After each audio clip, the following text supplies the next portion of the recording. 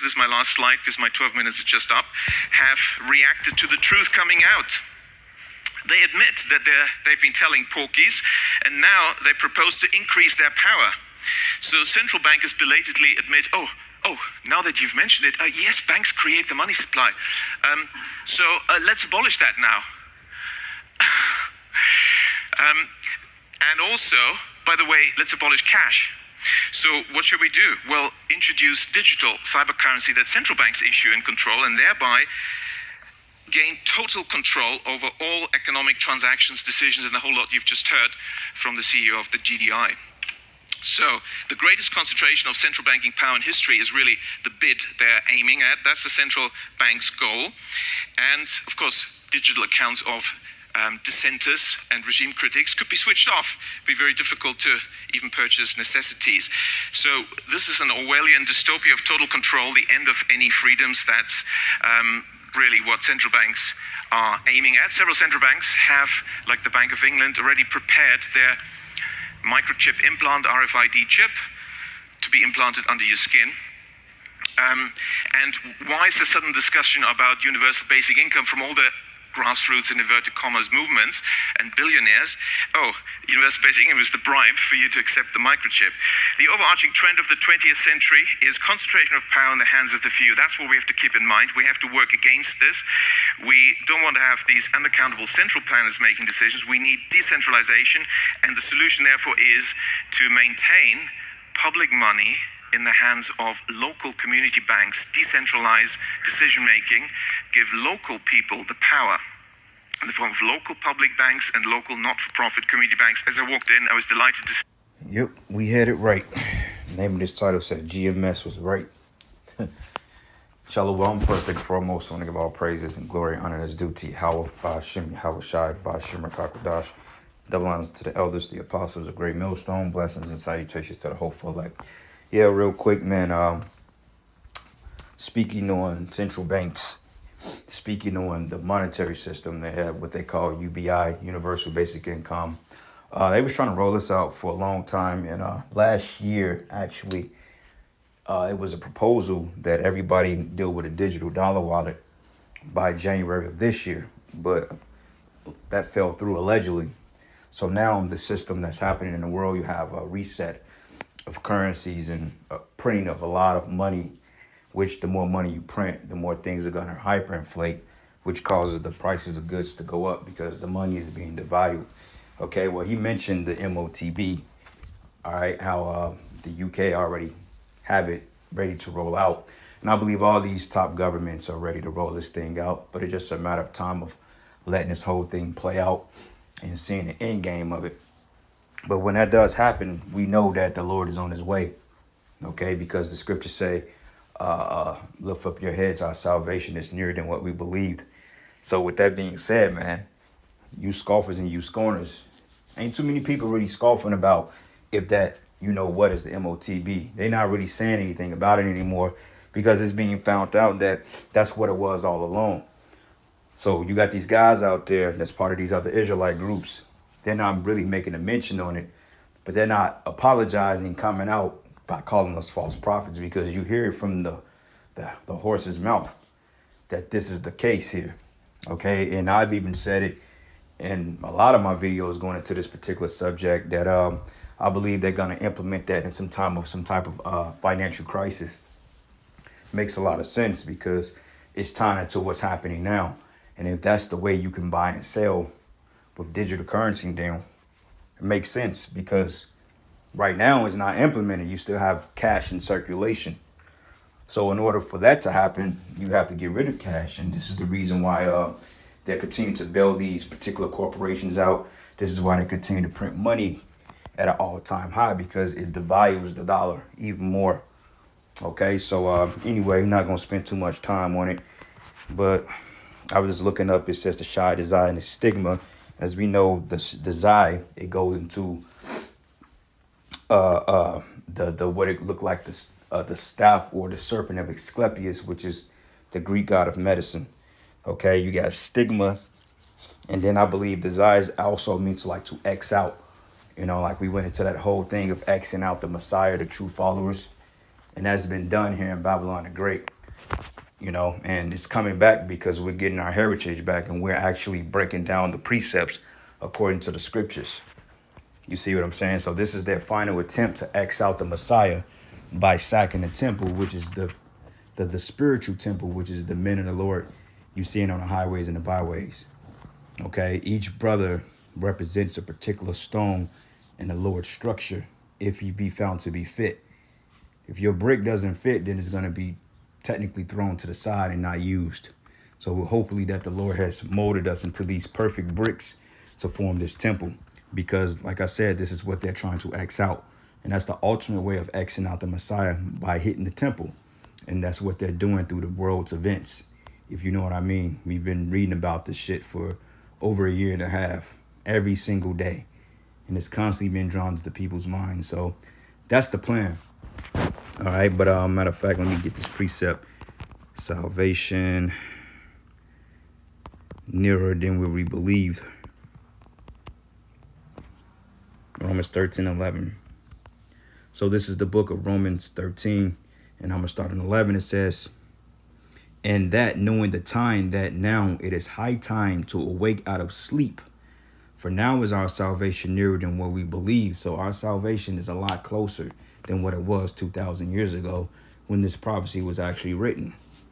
Because now this video is not even a year old, I don't believe.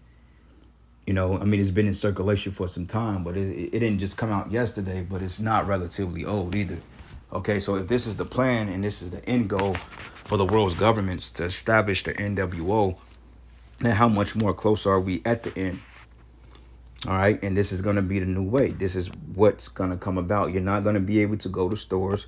You're not going to be able to shop. You're not going to be able to eat, cars, work, none of these things unless you bow to this man. Okay, and the majority of you will bow. You got Israelites that's already bowing to the man. You know what I'm saying? And shit ain't even gotten all that bad yet for us here in Babylon. And yet men are already taking the bended knee approach.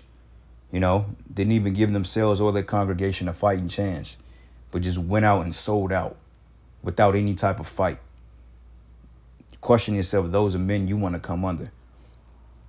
But it says, for now is our salvation nearer than what we believed. It says here, the night is far spent and the day is at hand. The day of what? The day of the Lord. It says, and let us not therefore cast off the works of darkness, but let us put on the armor of light. Okay. Let us walk honestly as in a day, not in rioting or drunkenness, not in chambering and wantonness, not in strife and envying, but put on the Lord Yahweh Shai HaMashiach, and make not provisions for the flesh to fulfill the lust thereof, man. Because like I said, man, you got other groups out there. They're not even going into this information. Okay, they're not walking honestly. Okay, they're rioting. They're drunk off the philosophies of this world. Okay, they one-timing. They're strife and envying, like it was this brawl that broke out. I believe, what was it, last week or a few days ago? Brother uploaded a clip of a brawl out there breaking out. I think it was like out there in the West Coast. And then you had, I believe, a couple of members from the HOI camp. And I believe it was during their camp session that brawl broke out. And then you got like two of these guys in footage. Okay, and the scriptures say we're not supposed to be in that spirit. Now, I'm not saying that they were the ones that was out there brawling, but every time they're always around some controversy. There's always some controversy with them or Yohanan for whatever reason. And I believe that a lot of these guys that call themselves Israelites are going to be used to demonize this man, to say that we're just this unscatable group that's out for trouble, and it's going to put a bad light on the Israelites. But that's all good, though, because that's how the Lord is going to work his miracles. Okay, that's how he's going to work his miracles, because it wouldn't be no point of him working miracles through us if we was just all safe and comfortable. It's the whole point of the miracle, to get us out of the situation. So you can expect spiritual power and healings and miraculous events. Like last night, I looked out the window, man. It was like 2 or 3 cherries in the sky. One looked like it was glittering red in the back, like red and green, man. Just in a cut, just sitting there watching. And I'm like, wow, the cherries are really watching. The angels are really watching the earth. So that's another reason why, through the spirit, we're going to be okay, because we got the angels. They're just watching us, man. But it says here, the night is far spent, the day is at hand. Let us therefore cast off all the works of darkness, and let us put the armor of light. okay, which is this truth, this understanding, this wisdom, you know, walking in the spirit and just, you know, just chilling, man, just sitting back and watching. All right, don't be like these other guys out here that's doing too much, because hey, them the ones that's gonna get caught out there. All right, so let's go to Matthew's. I think it's in Luke. Matthew's 24.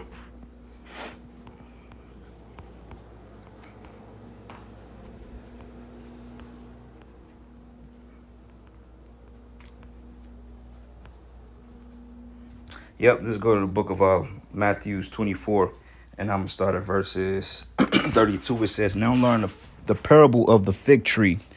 When the branch is yet tender and putteth forth leaves, ye know that summer is nigh. So likewise ye, when you shall see all these things, know that it is near, even at the doors." You see? So these articles, these particular prophecies, these news clippings, you know, etc., men like this even blowing a whistle on themselves, this is all telling us that we're at that time, you know, and we just have to be patient and let it come to pass. All right.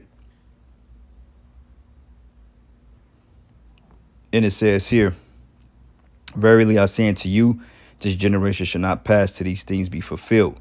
Heaven and earth shall pass away, but my word should not pass away." Okay, so I'm going to look at the precept in Mark 13th chapter.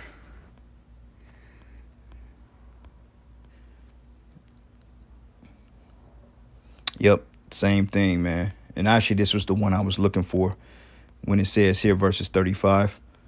But I'm going to start at 34. It says, "For the Son of Man is as a man taking a far journey, who left his house and gave authority to his servants, to every man his work, and commanded the porter to watch." That's us, okay? We're the servants. We have authority over the Lord's house right now until he comes back. That's why it says, "Occupy until I come." It says, "The porter to watch. Watch ye therefore, for you know not when the master of the house cometh, at evening or at midnight, or in the cock crowing or in the morning, lest suddenly he find you sleeping. And what I say unto you, I say unto all, watch." And a lot of you Israelites have dropped the ball, man. A lot of you are not watching. Okay? A lot of you are not watching, man. You're not even going into this information. You're so hell-bent on telling the sisters on how to wrap a scarf. You got men out there fighting over women. Man, dog, it's so much shit to be worried about other than that. You know, we already understand with the 12 tribes of Israel. We've done that breakdown on the tribe sign years ago, man. If Jake don't get that, then that's their problem. We're focusing on the prophecies, man. That's the greater good. You know, go into this information. Why nobody going into, you know, the what this man is talking about? Nobody's even talking about that but us, which makes it more easier for us to get on them chariots, man, because hey, the Lord said the man will be occupied in prophecy. And if you look at our doctrine, it's 90% prophecy. That's all we talk about. Yeah, we go into history, we go into the Hebrew, we go into all types of information, but overall, it all circumvents back into the word of prophecy, man. You know, all prophecy, baby.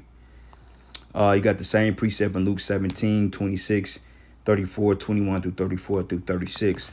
Let me get another precept here. There's a couple of precepts I actually wanted to go into. But this is just plain as day. Revelation 13 and 15, it says, "And he had power to give life unto the image of the beast, that the image of the beast should both speak, and cause that as many would not worship the image should be killed." Now, right now, we're in the image. The image is being the one that's being perpetuated right now. All right, that's what you heard about in the news.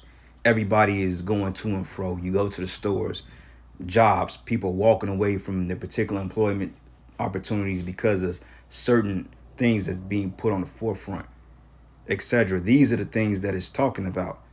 Okay, and people were already bending the knee to that. So how much more when the real deal comes? Because when they promote that, you're already going to have mass death and mass judgment and mass chaos in the streets of Babylon. You know what I'm saying? So when this comes, that's how you know the missiles are coming shortly thereafter. But before this even comes, you're going to have a military build up, because they're going to need somebody or somehow to push that. And when you already got people in the net, shit ain't nothing to threaten them. Hey, you better take this, or, you know, it is what it is. That's why a lot of these concentration camps in the form of Walmarts are being opened up. A lot of remodeling, a lot of underground work. Okay, a lot of Walmarts are being cleared out, and you notice that a lot of the Walmarts, they're not even restocking their shelves for real. Like I was in one a couple of days ago, and they had a relatively good amount of food, but certain shit they're not putting back out there. Okay, so it's just like, okay, just a matter of time before they close these joints down, you know. But we'll see how it plays out. And it says, and he calls it all of both small and great, rich and poor, free and bond, to receive a mark in their right hand or in their foreheads. We know what that is, the charagma, the crocs. It says that no man might buy or sell, save he had the mark or the number of the beast or the number of his name.